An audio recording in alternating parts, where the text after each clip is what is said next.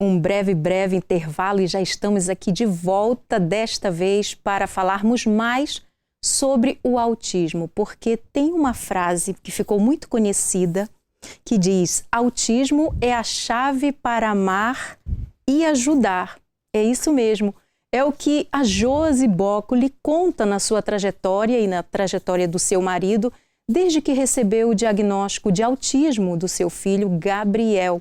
Ela fala abertamente aqui nesse livro das suas lágrimas, dos seus conflitos e da sua dependência de Deus e da sua fé. Hoje nós estamos com ela via online desde Israel. E Josi, muito contente com a sua participação aí desse lado. E claro, para falar com a gente sobre esse assunto que, apesar de não ser tão, podemos dizer assim, algo que não acontece com tanta frequência nas crianças, é pouco falado. E o seu livro veio abrir essa oportunidade de ser debatido, de ser comentado e de ajudar, sobretudo, as mães que têm passado esse problema na sua família, Josi. Agora, antes de nós começarmos aqui a nossa boa conversa, nós te agradecemos desde já pela sua disponibilidade de estar aqui com a gente. E, claro, queremos saber, antes de você ter o diagnóstico do Gabi, você já tinha visto, pesquisado, falado sobre esse assunto antes? Bem-vinda! Muito obrigada, eu que agradeço, nós que agradecemos, né? É sempre uma honra e uma grande oportunidade poder falar abertamente sobre o autismo. Não, eu nunca havia pesquisado, lido ou sequer procurado saber sobre autismo. Era algo realmente novo e 100% desconhecido aqui em casa.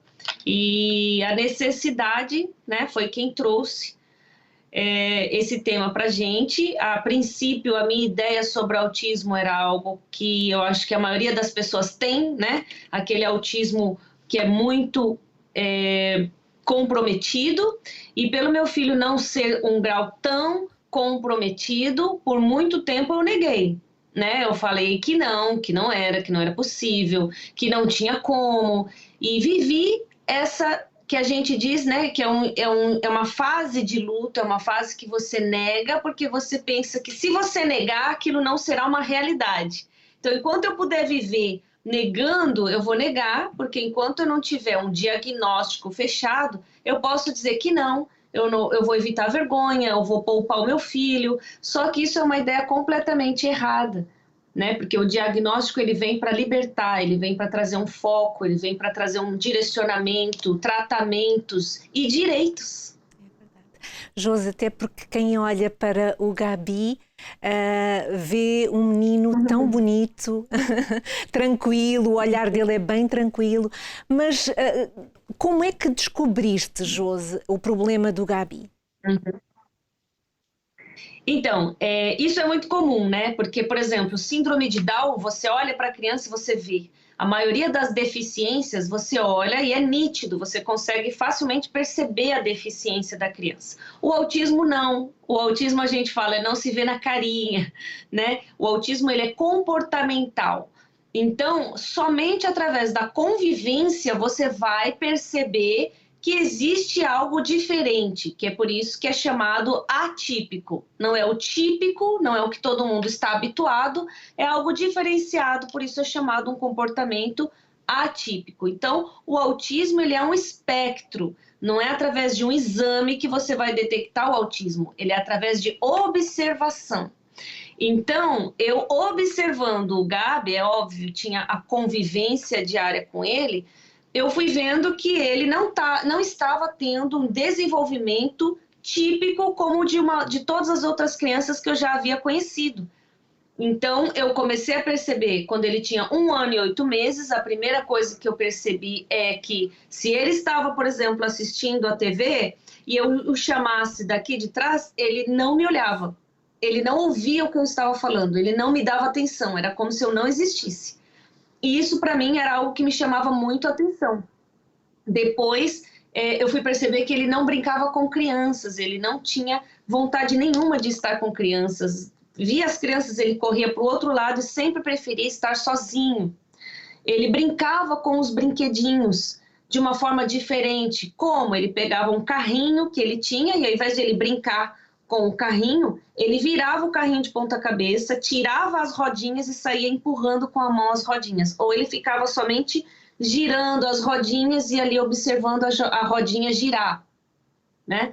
Então, ele não tinha um contato visual, ele não olhava nos nossos olhos, a gente chamava, a gente queria brincar, a gente queria conversar. Ele não olhava nem nas fotos, todas as fotos que eu tenho de infância do Gabi, todas as crianças, todo mundo está olhando para a câmera, ele sempre está olhando para os lados. Ele não tinha o contato visual.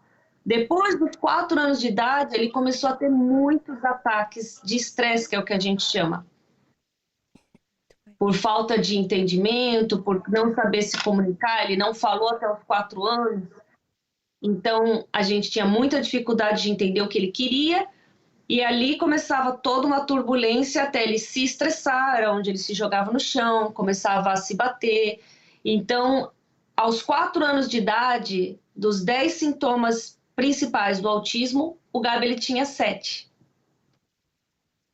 E diante 7 para 8, a gente fala 8. E diante dessas características, Josi, que ele foi apresentando desde muito pequenino, você foi percebendo esses comportamentos, mas você não chegou lá, você não caiu a ficha que aquilo seria, né, um problema de autismo. Então você recorreu a outras tentativas, pensando que pudesse ser outras patologias? Claro, porque o Gabi, ele não foi um bebê que ele nasceu com os sintomas do autismo. Ele começou a desenvolver os sintomas do autismo após 1 ano e 8 meses. Então, todos os meus vídeos, todas as memórias que eu tenho dele bebê, ele tinha contato visual, ele interagia, ele brincava com outras crianças. Mas após 1 ano e 8 meses, ele começou a ter, que é o que é chamado de uma regressão. Isso é muito normal também. Existem muitos os casos que a criança começa a desenvolver normalmente e depois, em uma certa idade, ela começa a ter a regressão, e é onde entra os sintomas, né, que a gente fala do autismo. Então, eu fiz um exame de audição, né, porque eu percebi que ele não olhava para trás, falei, talvez seja um problema de audição, e aí deu que não, que estava normal. Então, por um lado eu celebrei por não ser um problema de audição, mas pelo outro lado eu continuei com a mesma incógnita, né, então o que será que ele tem? Então, por muito tempo eu fiquei fazendo exames no Gabi para procurar saber, porque eu sempre quis saber o que ele tinha para poder ajudar. Mas quando veio a palavra autismo, aí eu me assustei. Aí eu neguei e falei, não, isso não. E aí a vida da Josi começou a ter que se moldar a essa nova realidade, não é, Josi? E quais foram as formas que vocês tiveram que criar? O que é que vocês tiveram que fazer para, de facto, se moldarem a esse novo real do Gabi? A negação nos custou muito caro. Porque quanto mais cedo você começa com intervenções, com terapias, com tratamentos, com estimulação, com oração, né, com propósitos de fé, mais fácil, mais rápido ele vai responder a isso. E por eu negar por muito tempo, ele ficou muito tempo sem nenhum tratamento, nenhuma intervenção.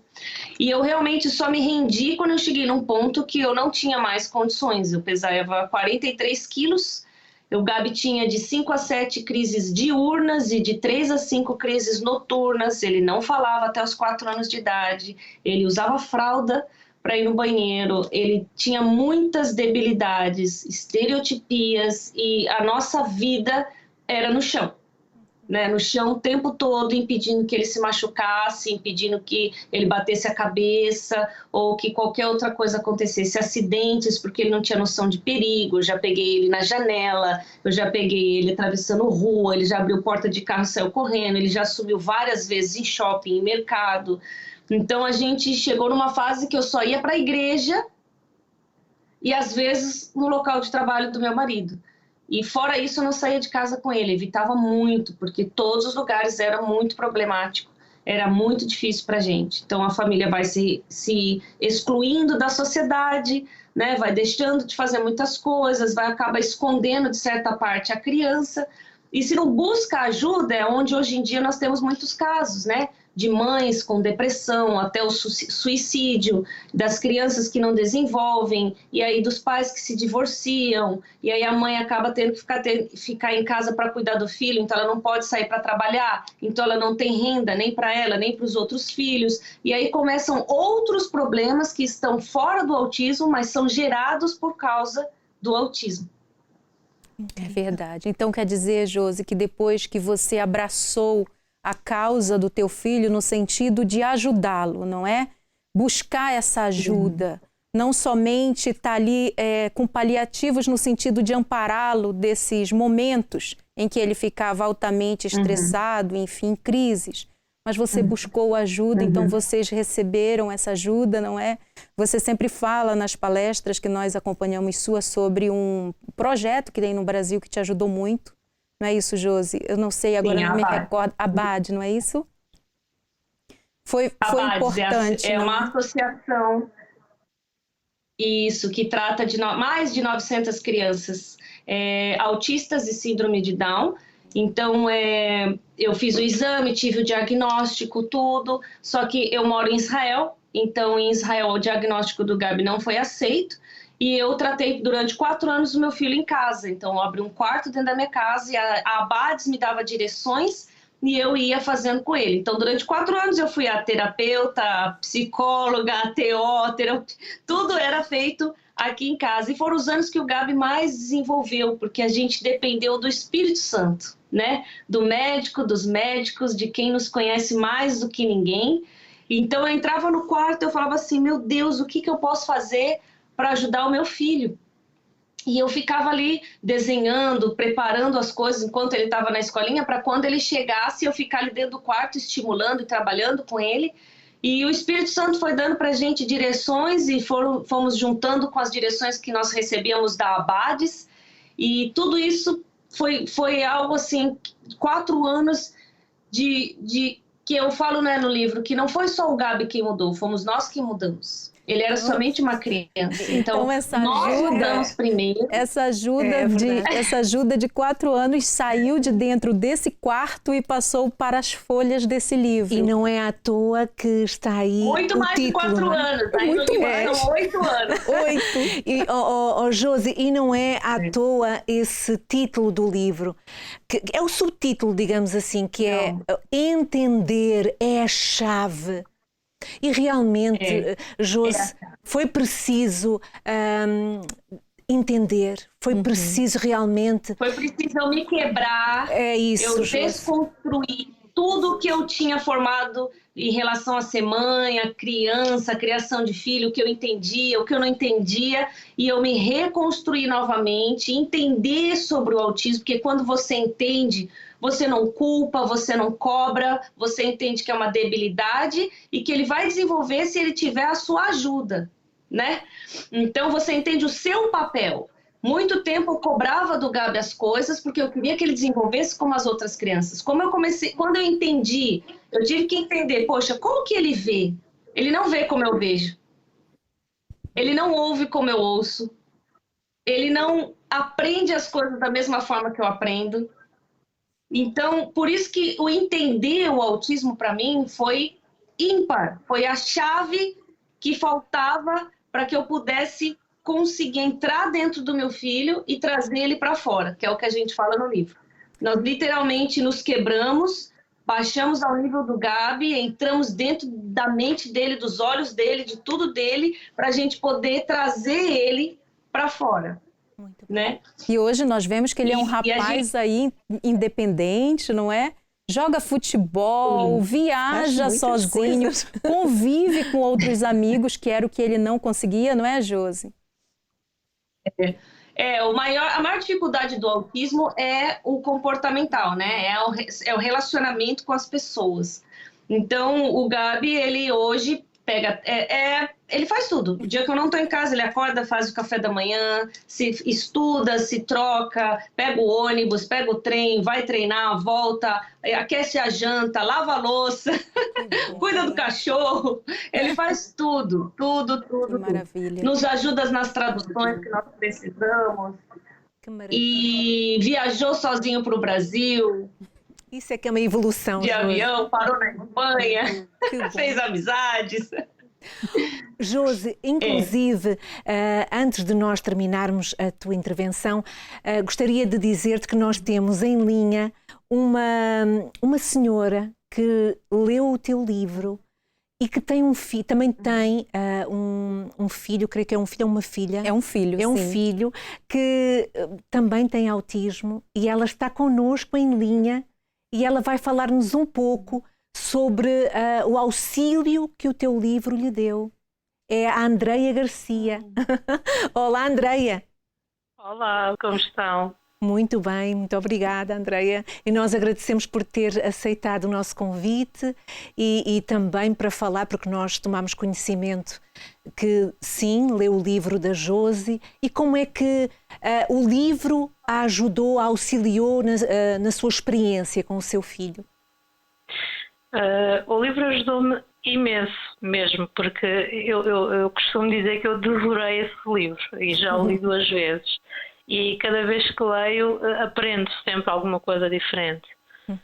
O meu filho hoje tem 18 anos, mas só teve diagnóstico aos 5 anos de idade e eu identifiquei-me imenso com cada página daquele livro, porque eu vi a minha história a ser escrita em cada página. Eu identifiquei-me com as situações do contato visual, de brincar com tudo que era as rodas dos carros, o mandar-se para o chão, se magoar, a não ter noção do perigo, a dificuldade que é das pessoas que não têm conhecimento do que é o autismo. Portanto, no fundo, lidar com o julgamento alheio, né? Porque as pessoas, por não compreenderem, julgam. E eu senti muito isso na pele e a Josi fala muito disso no livro. Eu identifiquei-me bastante. E aprendi com os passos que ela teve em casa, com o Gabi, as rotinas. Isso me ajudou bastante também. Muito E fundamental, que foi a parte que mais me marcou no livro até, foi mesmo já no final, o fato de ela ter escrito: não me posso esquecer que ele é uma alma, né? E realmente é uma coisa que às vezes a mãe está tão preocupada no bem-estar físico da criança, em fazer com que ela seja aceita pela sociedade e às vezes a mãe se esquece dessa parte, não é? E é muito importante, uma mãe não pode se esquecer, porque não deixa de ser a mais pura realidade. O ensinar a criança a ler a palavra, o ensinar a criança a ter a sua liberdade, a sua independência, o saber fazer as coisas dela, aquecer a comida. Então, assim, esse livro eu acho que toda a gente devia ler, mesmo. Eu acho que toda a gente devia ler nas escolas, porque mesmo nas escolas existe falta de conhecimento. Ainda que hoje exista mais evolução, portanto, o meu filho só entrou na escola, já com 5 anos ele ainda entrou com fralda. Portanto, por isso é que eu digo que eu identifiquei-me a 100% com a história da Josi e do Gabi, porque foi exatamente isso que eu passei. Essa evolução toda que o Gabi teve é aquilo que eu tenho acompanhado no dia-a-dia do Rafael, mas foi também situações com que eu vivi durante todos esses anos e tenho vivido, né? Mas hoje posso ver que a maturidade é outra, que lido com isso de forma diferente, não é? Porque antes eu deixava com que essas situações me consumissem e era como a Josi estava a falar agora, a minha vida era no chão. Porque constantemente o Rafael mandava-se para o chão, constantemente ele se aleijava, eu tinha que ir com ele para o hospital, porque não tinha noção do perigo. E até aprender a lidar com essas situações, a mãe sofre, é desgastante mesmo.